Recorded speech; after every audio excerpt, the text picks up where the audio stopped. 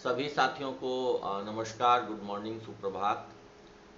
कल रात चूँकि बहुत दिन भर बहुत बिजी रहा था, बहुत थकान भरा रहा था, बहुत भागदौड़ भरा रहा था, इसलिए रात में मैं आप सभी के साथ नहीं जुड़ पाया, आप सबों को लेटेस्ट अपडेट नहीं दे पाया। लेकिन आज मुझे लगता है कि विस्तार से बताने का समय है। आपको डिटेल में मैं जानकारी देना चाहूँगा कि कल की मीटिंग में क्या कुछ हुआ, क्या सारी बातें हुई और क्या निकल के सामने आया, इस सब पर मैं संक्षेप में आप लोगों को बताऊँगा। और जो सोशल मीडिया पे बहुत सारी बातें आप सुन रहे हैं, जो बहुत सारे ग्रुप्स में तरह तरह के पोस्ट आ रहे हैं कि अंदर में ये हुआ, अंदर में वो, उसमें कितनी सच्चाई है और क्या बातें हैं, वो सब मैं आपको बताऊंगा। देखिए, सबसे पहली बात तो ये है कि जो एक अनुभव वाली बात चल रही है कि कुछ लोगों ने अंदर में अनुभव के आधार पर फेज वाइज देने की बात कही थी, ये बात बिल्कुल सही है। ये बात बिल्कुल सही है। मैं आगे विस्तार से बताऊंगा कि ये बात कब उठी। लेकिन मैं शुरुआत में ही बताना चाहता हूँ आपको कि शुरुआत में ही जब बैठक की शुरुआत हुई तो उसी वक्त जो है कि इस बात पर सबसे पहले मुख्यमंत्री जी ने बात को शुरू किया और कहा कि एक शिक्षा विभाग का क्या ओपिनियन है, पहले इसको आप लोग सुन लीजिए, उसके बाद फिर हम लोग चर्चा करेंगे। तो वहाँ पे चूंकि शिक्षा विभाग के भी पदाधिकारी थे तो उन्होंने अपना एक ओपिनियन प्रेजेंटेशन जो भी कही है वो दिया और बताया उनको, मतलब जो नियोजित शिक्षक हैं उनकी गुणवत्ता, उनके पठन पाठन के तौर तरीकों पर बहुत बड़ा प्रश्न चिन्ह उन्होंने खड़ा किया और कहा कि बिहार की शिक्षा व्यवस्था में बहुत सुधार की ज़रूरत है, शिक्षक अच्छे से नहीं पढ़ाते हैं और इस तरह की तमाम बातें शिक्षा विभाग के द्वारा कही गई। इसके बाद परिचर्चा शुरू हुई और मतलब आमतौर पर एक सहमति ही थी इस बात को लेकर कि हाँ, शिक्षा व्यवस्था में सुधार की ज़रूरत है, शिक्षकों को और बेहतर काम करने की ज़रूरत है ताकि बिहार की शिक्षा व्यवस्था बेहतर हो सके। इस पर एक आम सहमति जैसी थी और सभी ने इस पर मुख्यमंत्री जी के जो प्रयास हैं उन पर सहमति जताई कि नहीं, यहाँ आपके द्वारा जो प्रयास किया जा रहा है या वर्तमान समय में जो विभाग में जो कुछ हो रहा है इस पर जो आप समझ ही रहे हैं क्या कुछ हो रहा है विभाग में, इस पर सबकी सहमति थी कि नहीं, ठीक है, अच्छा हो रहा है, समाज में अच्छा मैसेज जा रहा है, तो बिहार की जनता में अच्छा मैसेज जा रहा है, ये सबका मानना था। और इस पर सहमति बनी कि नहीं, ठीक है, कड़ाई से होनी चाहिए परीक्षा, शिक्षा व्यवस्था में कड़ाई होनी चाहिए, शिक्षा व्यवस्था में सुधार होना चाहिए। हर महीने जो परीक्षा की बात हो रही है, जो ऑनलाइन अटेंडेंस की बात हो रही है, ये सब होना चाहिए, सब पर सबकी सहमति बनी। इस पर किसी ने कोई विशेष टीका टिप्पणी नहीं की, सबने कहा कि नहीं, हम लोग इस सबके साथ हैं, जो भी कर रहे हैं उससे जनता में बहुत अच्छा मैसेज जा रहा है। इसके बाद फिर मुख्यमंत्री जी ने कहा कि देखिए, आज तक हमने इतना कुछ किया है इनके लिए, जो कुछ किया हम ही ने किया, 1500 पर बहाल थे, इनको हम लोग यहाँ तक लेके आए और इतनी सुविधा दिए, आज 40,000 के करीब वेतन है और ये लोग हमसे हमारा विरोध करते हैं, हमारे बारे में बहुत तरह तरह की बातें बोलते हैं, लेकिन फिर भी देखिए, अगर आप लोग को लगता है कि कुछ करना चाहिए इनके साथ तो हम करेंगे और आप लोग बताइए क्या किया जा सकता है। तो इसके बाद एक एक करके बारी बारी से कहा सबने कहा और इसी बीच में आपको बताना चाहूँगा कि वामपंथी दलों के दो विधायक ने एक्चुअली, एक विधायक और एक एमएलसी साहब ने ये अपने वक्तव्य में ये प्रस्ताव दिया कि अगर सबको एक साथ देना संभव नहीं है और एक साथ नहीं दिया जा सकता है तो ऐसा हो कि फेज वाइज दिया जाए। फेज वाइज की बात आप देखे होंगे, कुछ दिनों पहले मीडिया में भी एक एमएलए महोदय कह रहे थे, बार बार उनका बयान भी काफ़ी वायरल हुआ था कि फेज वाइज दिया जाए, फेज वाइज दिया जाए। फेज वाइज देने की बात वो इसलिए कह रहे थे क्योंकि उनकी पत्नी खुद शिक्षिका हैं और 2005 से ही, मेरे ख्याल से 5-6 से ही वो शिक्षिका हैं, तो कहीं ना कहीं वो अपने इस पारिवारिक और एक अपने व्यक्तिगत निजी एक कहिए कि मंतव्य से प्रभावित थे और वो फेज वाइज देने की बात कर रहे थे और कह रहे थे कि अनुभव के आधार पर फेज वाइज दिया जा सकता है, ऐसा उन्होंने एक प्रस्ताव दिया। इस पर एक और वाम दल के एमएलसी साहब थे, उन्होंने भी सहमति जताई कि हाँ, हमारी शिक्षक संघों से भी बातचीत हुई है, वो फेज वाइज देने पर वो सहमत है, उनको कोई आपत्ति नहीं है, फेज वाइज दिया जा सकता है, एक अनुभव का आधार पर कैटेगरी बना करके कि इतने साल जब हो जाए तो उसको दिया सकता है। लेकिन इस पर जब कांग्रेस की ओर से शकील अहमद खान साहब का वक्तव्य आया, बोलने के लिए आया, तो उन्होंने एकदम सिरे से डिनाई कर दिया और हम लोग पिछले 3 दिनों से जो उनके पास लॉबिंग कर रहे थे, उनको अपनी बातें जाके कह रहे थे, समझा रहे थे, उसका काफ़ी असर हुआ और माननीय विधायक दल के नेता, कांग्रेस के विधायक दल के नेता शकील अहमद खान साहब ने बारीकी से हम सभी का पक्ष रखा। मैं नहीं कह रहा हूँ सिर्फ टीटी शिक्षकों का पक्ष रखा, सभी का पक्ष रखा और सभी का पक्ष रखते हुए ये कहा कि अगर डायरेक्ट देने में कोई असुविधा है, आप बिना किसी प्रक्रिया के नहीं दे सकते हैं, या उसमें कानूनी अड़चन है, तो ऐसा किया जाए कि उसको एक बारीक तरीके से एक प्रोसेस बना दिया जाए जिसमें कि सबको मिल जाए, और वो प्रोसेस एक विभागीय परीक्षा हो सकती है। शकील अहमद खान साहब का आज आप अखबारों में स्टेटमेंट भी देखेंगे, दैनिक भास्कर में उनका स्टेटमेंट छपा है कि विभागीय परीक्षा की उन्होंने वकालत की है, क्योंकि शिक्षा विभाग के प्रेजेंटेशन द्वारा ये कहा गया था कि कानूनी अड़चन है सबको एक साथ राज्यकर्मी का दर्जा देने में बिना किसी प्रक्रिया का पालन किए हुए। इस पर विजय चौधरी जी ने भी सहमति जताई कि हाँ, ऐसा कानूनी ओपिनियन तो है कि बिना परीक्षा के नहीं दे सकते हैं, कुछ ना कुछ परीक्षा यहाँ पर लेना पड़ सकता है हम लोगों को।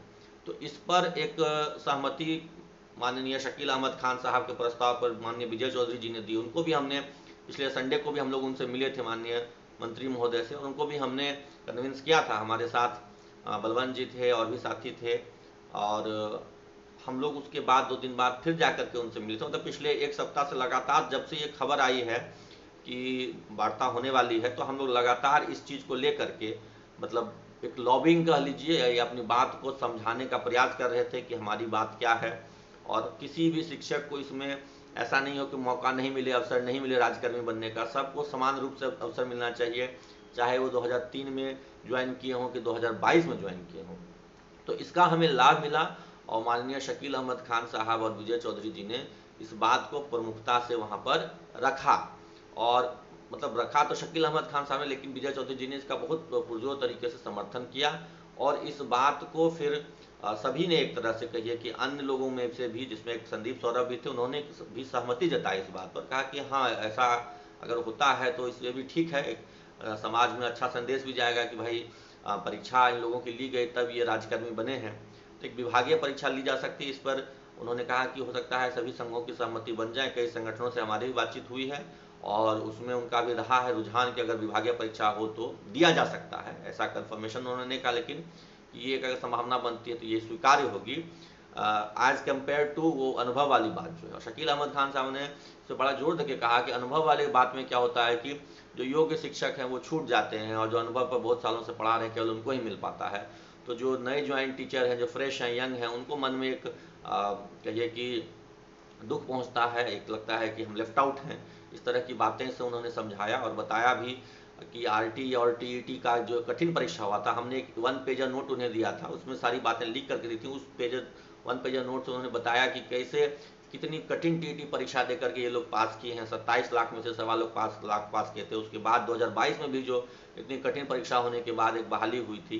तो ये सारी जो टीईटी शिक्षकों का पक्ष बहुत मजबूती से रहा, और कहा कि सबको समान रूप से अवसर मिले। मैंने ऐसा नहीं कहा उन्होंने कि सिर्फ टीईटी वालों को ही दे दीजिए, कहा कि ऐसी प्रक्रिया बने कि सबको समान रूप से अवसर मिले, और वो विभागीय परीक्षा हो सकती है जिसमें सब लोग बैठें, और जो भी एक मिनिमम कट ऑफ हो वो पार करके और एक राज्यकर्मी का दर्जा बन जाए। ऐसा प्रस्तावित है। अभी तक कोई अंतिम मुहर नहीं लगी, और मीटिंग लगभग यहीं कंक्लूड हुई। फिर सबने कहा कि नहीं, शिक्षा व्यवस्था की मतलब सुधार होना चाहिए, इस पर हम लोग सहमत हैं, सब लोग मिलकर के सुधार करेंगे। तो ये एक प्रस्ताव जो थे सभी के द्वारा दिया गया, जिसमें ये सत्य है कि वाम दलों के एक विधायक और एक एमएलसी, यानी कि 2 लोगों के द्वारा अनुभव वाली बात कही गई थी। और वो 2 लोग कौन थे, आप लोग भली भांति समझ जाएंगे। कल के सारे खबरों को सुनेंगे, समझेंगे तो आपको समझ में आ जाएगा ये कौन 2 लोग थे जिन्होंने कि वो अनुभव के आधार पर फेज वाइज देने की बात की। उनमें से एक का तो बयान भी कुछ दिनों पहले वायरल हुआ था, उन्होंने फेज वाइज देने की मांग की थी। तो लेकिन खुशी की बात है कि उसको बहुत मजबूती से माननीय शकील अहमद खान साहब, माननीय विजय चौधरी जी, और यहाँ तक कि संदीप सौरभ जी ने भी इस बात को काफ़ी मजबूती से काटा। क्योंकि जब शकील अहमद खान और विजय चौधरी एक पक्ष में हो गए तो संदीप सौरभ जी ने भी उसमें हाँ में हाँ मिलाया और कहा कि नहीं, इस बात पर शिक्षक संघ सहमत हो सकते हैं। तो मिला जुला करके बात ये रही कि सभी की बातों को सुना गया है, और सभी पक्षों पर विचार किया गया है। जो तालीमी मरकज हैं, जो टोला सेवक हैं, और जो रसोईया तक हैं, यहाँ तक कि आंदोलन की ओर से रसोइयों की भी बात हुई। वहाँ पर कहा गया कि सबको कुछ रेगुलराइज कीजिए, इस तरीके से अनियमितता जो है, जो कॉन्ट्रैक्चुअल बहाली वाली व्यवस्था है, उसको हमने चुनाव में वादा किया था उसको खत्म करने का, उसको खत्म कीजिए। सबको कुछ सबके लिए कुछ कर दीजिए कि ताकि चुनाव में भी इसका सकारात्मक असर हो, समाज में एक मैसेज जाए कि हमने जो वादे किए थे वो पूरे किए हैं। तो इसके बाद सारे विधायक लोग निकल कर आ गए, और अंदर में शिक्षा विभाग के पदाधिकारी आमिर सुबहानी साहब, के पाठक जी, माननीय शिक्षा विभाग के मंत्री, और तेजस्वी जी, वित्त मंत्री जी और मतलब मुख्यमंत्री जी, ये लोग बच गए। इन लोग ने आपस में कुछ डिस्कशन किया है, कुछ मीटिंग की है और शिक्षा विभाग को कहा गया है कि एक प्रस्ताव फाइनलाइज किया जाए, एक प्रस्ताव फाइनल करे, मतलब क्या प्रक्रिया होगी, कैसे क्या होगी, उसको तैयार करिए। उसके बाद फिर उसको कैबिनेट के समक्ष रखा जाएगा, वहाँ पर डिस्कशन होगी और उम्मीद है कि जल्द ही ये होगा। जल्द मतलब हो सकता है कि 15 सितंबर को भी हो, सॉरी 15 अगस्त को भी हो, नहीं तो 5 सितंबर से पहले अवश्य हो जाएगा, क्योंकि बहुत ज़्यादा विलम्ब करने के मूड में नहीं है सरकार, क्योंकि शिक्षकों का विरोध हर जगह झेलना पड़ रहा है, सोशल मीडिया पर, टीवी डिबेट्स पर, न्यूज़ डिबेट्स में। तो उससे सरकार अब बचना चाह रही है। चुनाव का समय है, चुनाव के समय में चाहती है कि गुड फीलिंग के साथ जाए और सभी नियोजित शिक्षक, जितने भी नियोजित शिक्षक हैं, सबको समान रूप से राज्यकर्मी का दर्जा हासिल करने का अवसर मिलेगा। किसी के साथ कोई भेदभाव नहीं होगी, ऐसी पूरी संभावना है। और मुख्यमंत्री जी ने स्वयं कहा है कि हम इस चीज़ का ध्यान रखेंगे कि किसी के हितों की अनदेखी नहीं हो और योग्यता का भी एक जो उनको एक मन में समाज में जो मैसेज है और दो लोगों के बीच में उसमें कहा भी, उसका भी ख्याल रखा जाएगा। हम लोग ऐसी प्रक्रिया तय करेंगे कि सबको समान अवसर मिले, चाहे 2003 में ज्वाइन हो कि 2022 में ज्वाइनिंग हो, किसी के साथ कोई भेद नहीं होगा, सबको समान रूप से अवसर मिलेगा। और ये हम सभी की बहुत बड़ी जीत है। हम लोग पिछले मतलब कहिए कि 5 दिनों से, जिस दिन से ये खबर मिली कि इस तरह की बैठक होने वाली है, मैं, हमारे साथी बलवंत भाई समस्तीपुर से जो हमारे प्रदेश महासचिव हैं, गया से हमारे नितेश जी, पटना से हमारे उदय शंकर जी, तबरेज भाई, अकमल भाई, हम लोग लगातार लगे हुए हैं। और कल तो हम लोग विभिन्न संगठनों के जो भी लोग थे एकजुटता से इसमें लगे रहे, विभिन्न विधायकों के पास जाके मिले, हमने अपनी बात को रखा। खैर ठीक है, उनमें से कुछ ने हमारी बात नहीं सुनी और हमारी बातों से इतर जाकर के वहाँ प्रस्ताव रखा, वो अलग बात है। लेकिन हम लोग सबके पास गए और सबको अपनी बात सुनाई, कन्विंस करने की कोशिश की। और उसमें से खास करके जो हम लोग शकील अहमद खान साहब से मिले, माननीय विजय चौधरी जी से मिले, वो बातें बहुत ही सटीक रहीं। उन दोनों से मुलाकात हमारा बहुत ही सफल रहा और उसी मुलाकात की वजह से ये एक परिदृश्य बना है कि किसी की कोई अनदेखी नहीं होगी, सबको समान रूप से अवसर मिलेगा। जो भी हमारे साथी इस पूरे मुहिम में पिछले 5 दिनों से लगातार लगे रहे और जो साथी हमारे 3-4 महीनों से संघर्ष करते रहे हैं, विभिन्न जिलों में जो निलंबित हैं, इन पे कार्रवाई हुई है, सबका मैं तहे दिल से धन्यवाद देता हूं। और साथ ही अपील करता हूं कि हम लोगों को जब तक अंतिम प्रारूप नहीं आ जाए, हमको लगे रहना है। क्योंकि देखिए, कुछ लोग अभी भी लगे हुए रहेंगे कि जो अनुभव की बात वहां कहवाए थे, वो चाहेंगे कि इस तरह का कुछ ना कुछ कंडीशन बीच में कहीं कोई क्लॉज में घुसवा दिया जाए। लेकिन साथियों, हम लोग किसी तरह के टर्म एंड कंडीशन को नहीं मानना चाहते हैं। सबको समान रूप से अवसर मिले। अगर परीक्षा भी नहीं ली जाए तो ये भी बहुत अच्छी बात है, लेकिन अगर कोई विभागीय हल्की सी परीक्षा होती भी है तो उसमें सबको बैठने का अवसर मिले, सबको समान रूप से मिले, इस तरह का हम लोग चाहते हैं। लेकिन हम लोग को अगले 1 महीने, जब तक कि फाइनल ड्राफ्ट नहीं आ जाए, हम लोग को सजग रहना है, तैयार रहना है, लगे रहना है इसमें कि कहीं से भी कोई चूक नहीं हो जाए। ऐसा नहीं कि हम लोग सो गए और बीच में कुछ उधर गड़बड़, कुछ खेला हो गया, ये सब नहीं होना चाहिए। आप सबका सहयोग मिलता रहे, साथ मिलता रहे, इसके लिए आप लोगों को विनम्र प्रार्थना है कि आप साथ और सहयोग देते रहें। और आप ही की वजह से मतलब हम लोग इतना संघर्ष कर पाते हैं, लड़ पाते हैं, निलंबित हैं। और देखते हैं आप टीवी डिबेट में, न्यूज़ डिबेट में हम लोगों को क्या क्या नहीं बोल दिया जाता है, फिर भी हम लोग धैर्य रख करके, संयम रख करके लगे हुए हैं। आप सबका साथ सहयोग मिलता रहेगा तो हम लोग इसी प्रकार से मतलब संघर्ष करते रहेंगे। और इस बार जो हमारी जीत होगी, कहिए कि बहुत बड़ी जीत होगी, कि टीटी शिक्षक हों, पूर्व से नियोजित शिक्षक हों कि नए बहाल शिक्षक हों, सब एक समान, एक साथ विद्यालय में अध्यापक बनेंगे और राज्यकर्मी बनेंगे, एक साथ मिलकर के पढ़ाएंगे और विद्यालय का वातावरण बेहतरीन होगा, शिक्षा व्यवस्था बेहतरीन होगी।